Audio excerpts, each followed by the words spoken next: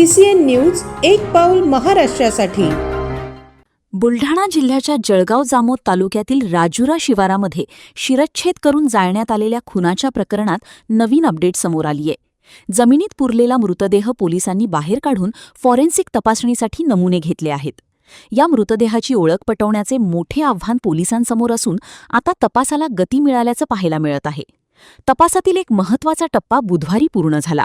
या प्रकरणात 2 मे रोजी जळगाव जामोद येथील स्मशानभूमीत दफन करण्यात आलेला महिलेचा मृतदेह तब्बल महिनाभरानंतर पुन्हा वरिष्ठ पोलीस अधिकाऱ्यांच्या उपस्थितीमध्ये बाहेर काढून त्याची सखोल फॉरेन्सिक तपासणी करण्यात आली। तपासाच्या अनुषंगाने फॉरेन्सिक तज्ज्ञांचे विशेष पथक जळगाव जामोद येथे दाखल झाले होते। JCBच्या सहाय्याने दफन केलेला मृतदेह बाहेर काढण्यात आला। त्यानंतर फॉरेन्सिक तज्ज्ञांनी मृतदेहातील विविध जैविक नमुने, हाडांचे अवशेष तसेच तपासासाठी आवश्यक अन्य पुरावे संकलित केले आहेत।